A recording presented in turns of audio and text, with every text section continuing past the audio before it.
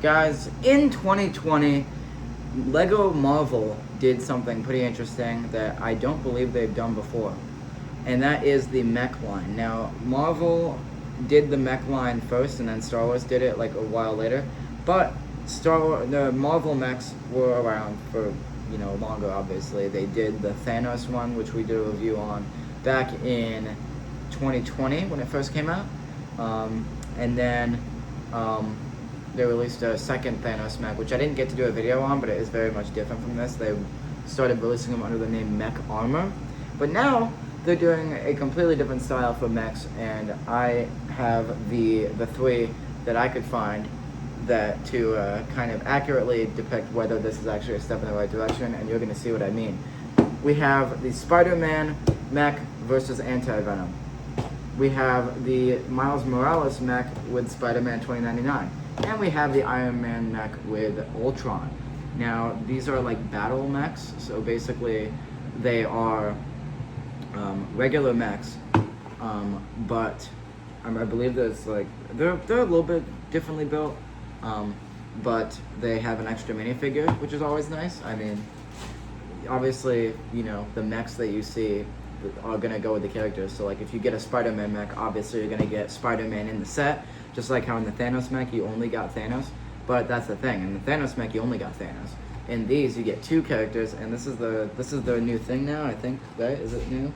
Copyright 2025, so these have been around for a while, but they are this is, I'm assuming what they're gonna be doing with the mechs now. I'm gonna build all three of these in one go, and then we're gonna do individual reviews of each of them, and then we're gonna compare them all and see if this is really the best thing to do. This is a 3-in-1 review. Let's just start. I'm just gonna go like in this order. So we're gonna start here, then build this one, then build this one. So with that being said, we are going to build all of them in one sitting. So let's get right into it.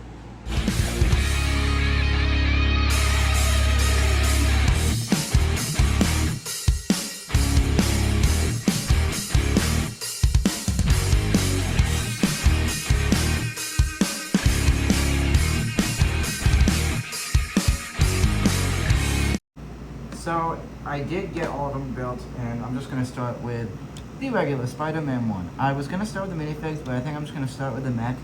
And it's a very simple build. I mean, these pieces make up the arms and legs pretty easily. It does have some posability. The legs and feet can move. Everything's on ball joints, so you can pretty much move however you want it to. You open this up, and you can seat Spider-Man, who is holding a web. So if you can, take that off, leave him with just that. Close this back up, maybe lift his hand up. Even more, come on. Okay, maybe not. There you go. He's in there now. And then, this little area right here can be where you put the web. So as you can see, now the mech has the big web. And the funny thing is that Anti-Venom also has this little like appendage piece, which is a nice little offer for playability. But what you can do, and I think this is one of the best features in a Marvel set in a while. I did drop him, but I'll bring him back. Because it's really hard to do. You can enclose the web around him. Okay, hold up. I'll do it. Oh god. There you go. Let's get Spider-Man out of there. By the way, the Spider-Man minifigure is very standard. We'll do that when we compare the minifigs, but I will show you how this works.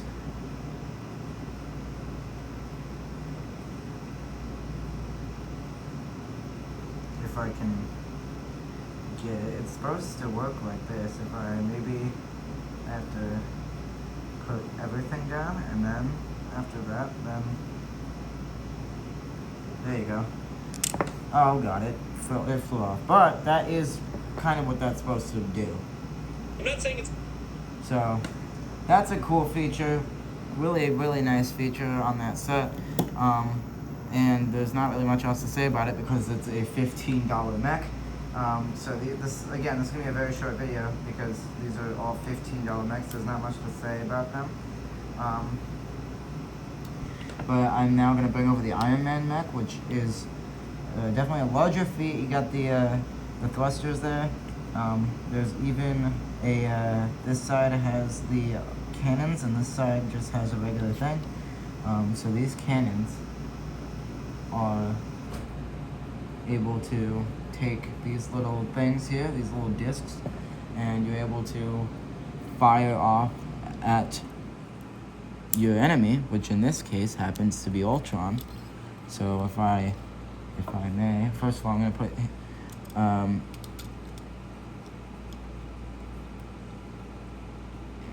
gonna put, oh my god, I'm gonna put Iron Man in his mech before we start.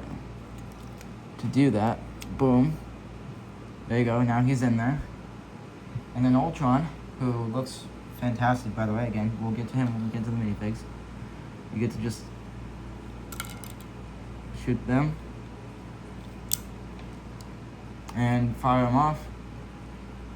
So that's another really cool play feature. The Spider-Man one does not have that. So that is a nice edge in playability. If you care about playability, which these are made for like ages 6+, so you should care about playability, but that's gonna be the Iron Man mech. We're gonna move on to the Miles Morales one, which has this really cool lightning piece. If I put this down, Miles has this big web. This might be the best value, and you'll see why very soon.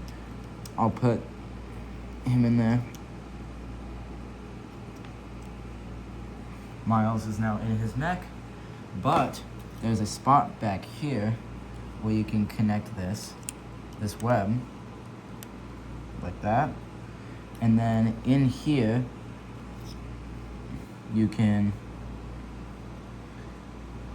put the web through that hole, and now the web is part of him, which is really cool. The Spider-Man 2099 is, again, very standard, just a nice little addition. But this set has something that I've never seen in my life, and I'm going to show you that because I think it's awesome. If I close the fists,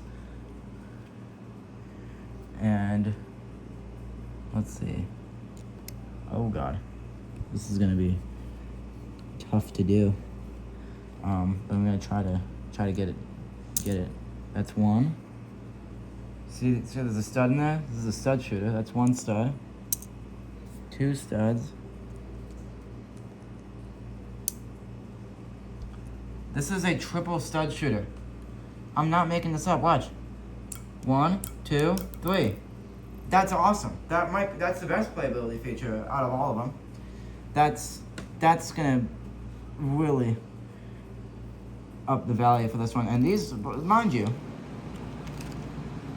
all of these functions, I'm gonna put all of them side by side now so that you guys can visually see comparisons. And I'll put all of the stuff that it comes with it. But it becomes blatantly obvious that although it looks like it would have the worst value, this one actually has the best value because of that stud shooter. Like, that's awesome. That's insane. As you can see, if we compare the minifigs, the Iron Man is very standard. Let me take him out so you guys can see him. Come on, get out. There. Just so you can see. Alright, goodbye. See the Iron Man. Is my camera gonna focus? No, it's not. Awesome. There you go. Nope. There. It's got the face print. It's also got that new helmet print that they've been using. Very nice looking. Very good. The Ultron minifigure has foot printing, which is, at this point, I feel like a standard for LEGO minifigs. I feel like most minifigs have foot printing nowadays. 2099 does not. It's very, very simple. There's no on printing, nothing. It's literally just the torso and head print, which is Kind of a shame, but that's how it is. That's the same with Anti-Venom as well. That's how that looks. The Spider-Man and Miles Morales figures are literally like close to exactly the same, just color swapped, which is on obviously. I mean, you have like arm printing for this guy, but that's pretty much it. But the one thing I would like to, the only thing that I really have to criticize is that for